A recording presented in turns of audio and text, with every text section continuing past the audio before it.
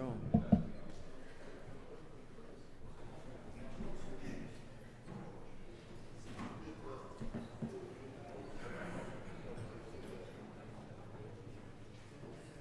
Good morning. We are going to set the calendar for Friday, tomorrow. And I had told you yesterday that I had hoped that we would be able to set the calendar also for Tuesday, but we do not have enough bills to do that. But I am informed that there were probably 10 plus bills that came out of committee yesterday. They're going to be an equal amount or more that are going to come out of committee today. So what we're going to do is on Tuesday when we meet here at 9 o'clock, we will set the calendar for Tuesday and for Wednesday. And so we'll do that then, but you still do not have to come back tomorrow for rules, and you don't have to come back on Monday for rules.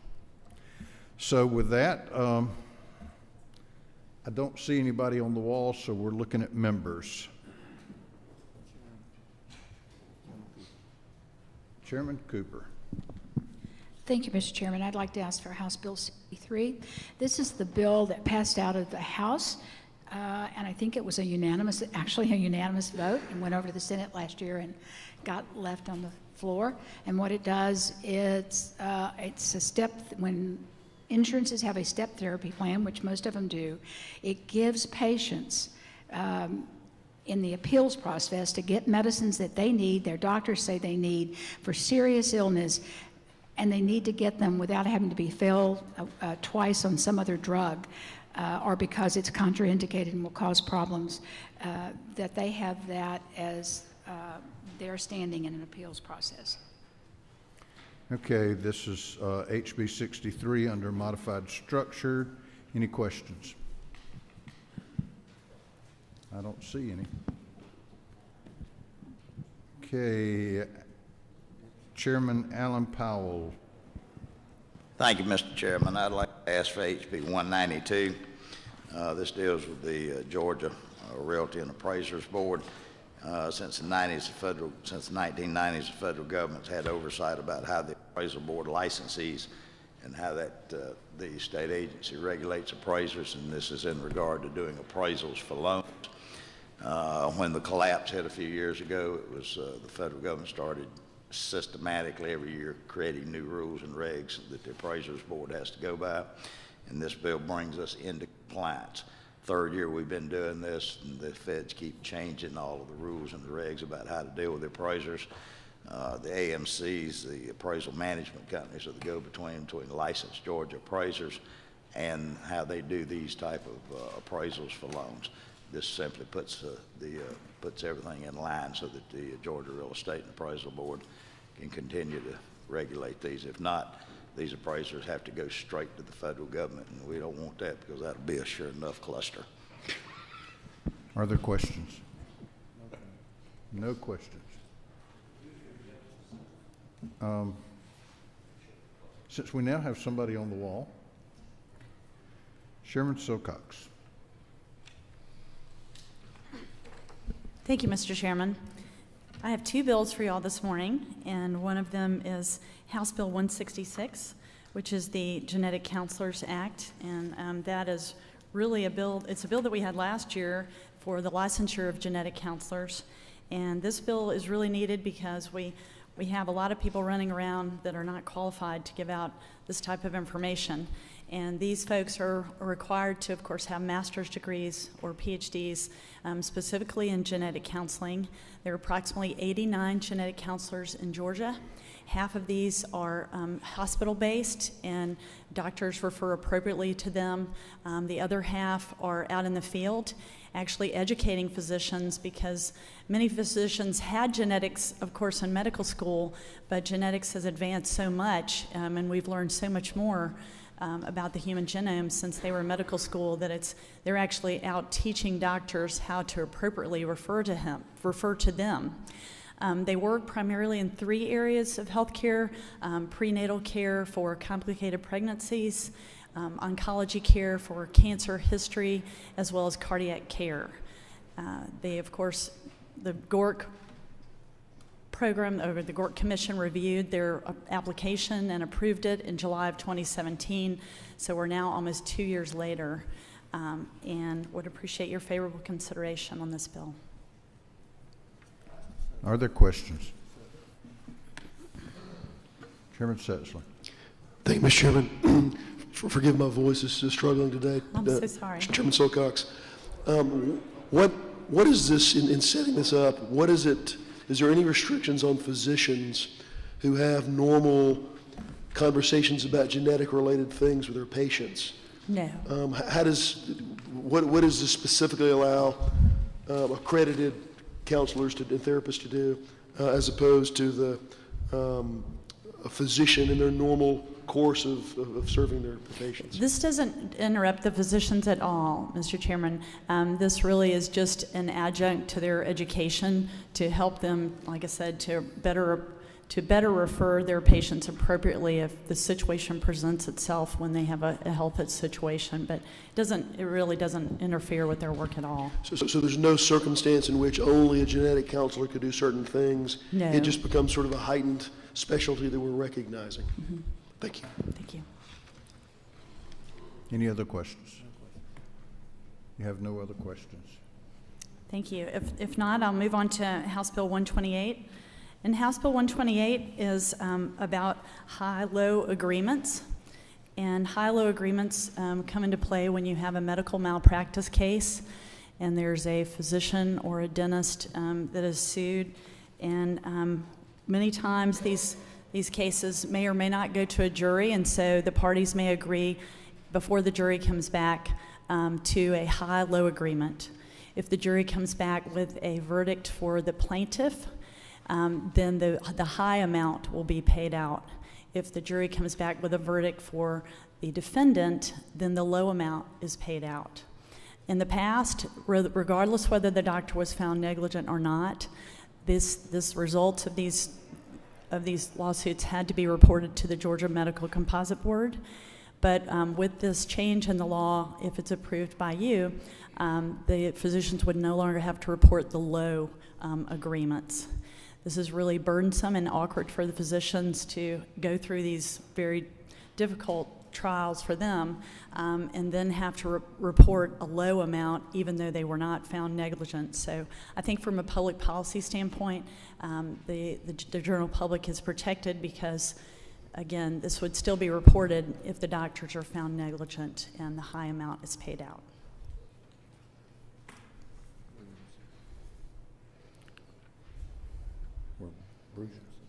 Representative Williamson. Thank you, Chairman Silcox. You did a good job in committee yesterday. Thank you. I just want to clarify, when it comes to the not guilty verdict, if you will, the defendant's found in his favor, his or her favor, that's not public at that point about any kind of high-low agreement, is it? That's That's correct. just between It's them. just It's a between the contractual parties. agreement between Absolutely. them, the plaintiff's attorney, and the insurance company's party to that That's correct. contract as well. So thank you. It's a good bill. Thank you. Mr. Bodie.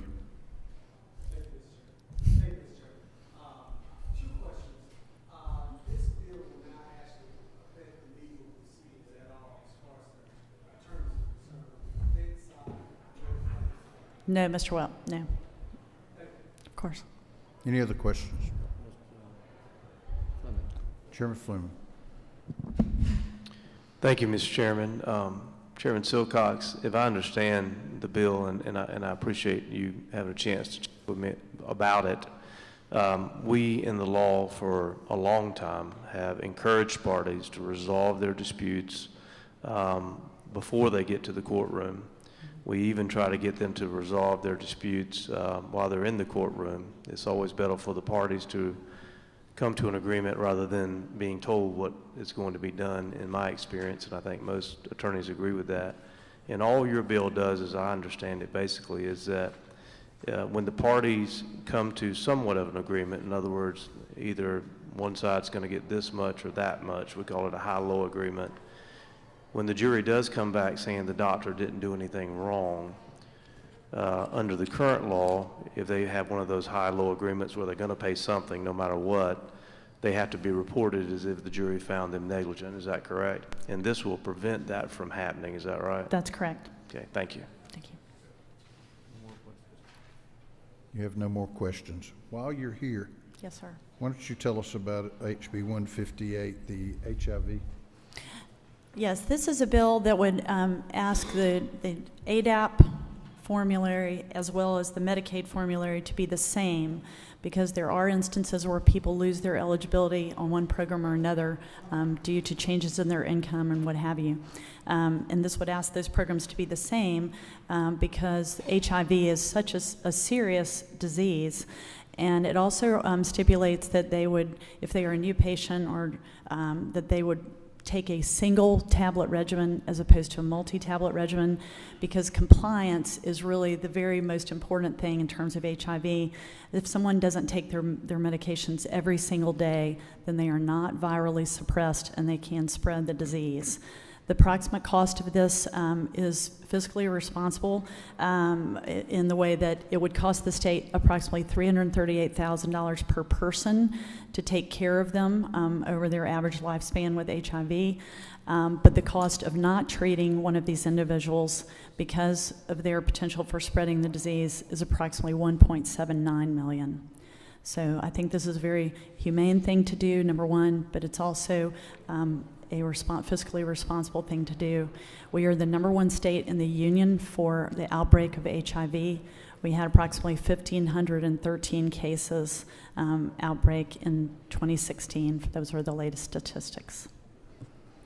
Thank you. Are there questions? No questions. You have no questions. Thank you. Chairman Dempsey. Thank you, Mr. Chairman. I bring before you two bills that made it through the House well last year but struggled on the final votes. The first, and both are dealing with weight management and obesity. The first is HB 160 to reinstate a 4-year pilot program to provide coverage for bariatric surgical procedures for the treatment and management of weight loss. It has rigor. It is, the burden was very strong, I think, in the 2-year pilot that was held previously, and this will be in the state health benefit plan to allow our employees, teachers, school workers, and retired members to be able to be healthier and cost us way less. All right, I have a question. Yes. If we have done a pilot before, my understanding of pilots is that you do a pilot to determine whether it makes sense or not. If we've already done a pilot, why are you proposing to do another pilot? It was not in place for the last 2 years, but when the pilot did, there are empirical results, and I applaud DCH for actually the emphasis they put on doing this and doing it well, and it bears proof that we are saving money and saving lives by doing this. They are not ready to put it back into the plan, in essence. At the same time, private insurance, Medicaid, and we're one of, I think, 7 states that do not do this. So it's a continued look to try to prove that this is a good measure. Are there questions? Chairman Taylor. Thank you, Mr. Chairman. To the gentle lady, isn't it true that being able to have these surgeries will keep someone from becoming diabetic? And the results really don't show over the longevity of having the surgery. Its long-term results are really what count. Thank you. Thank you. No more questions. The second bill is also dealing with obesity, and it's HB 187 to establish a 3-year pilot also through DCH to look at the results of medication and weight loss management, wellness, counseling. That is another route to helping our employees become healthier and safer. This would be new. This failed in the very last minutes. It traveled with strong support in the House and the Senate, came back over and just did not quite make it out last year. I'm afraid I'm not going to be able to support your bill. Last year when this came on the floor, somebody told me I had to invoke the choke us rule. Okay, okay.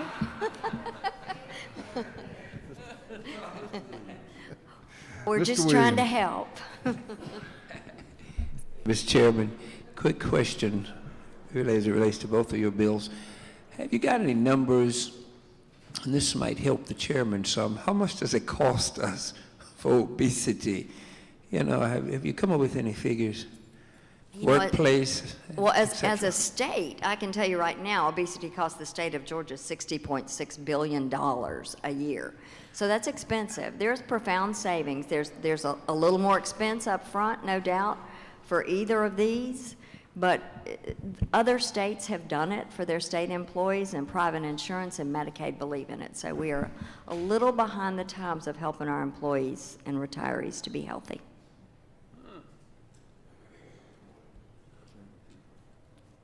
Chairman Cooper.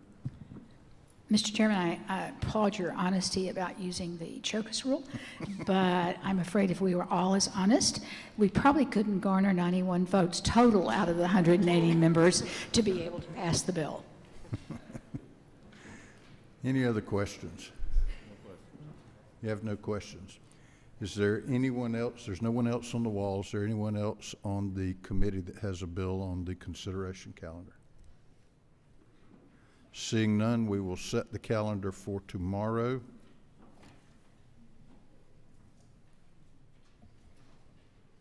House Bill 63. It's on. House Bill 128. It's on. House Bill 166. And it's on. That's the calendar for Friday. We are adjourned. See you on Tuesday morning, 9 o'clock.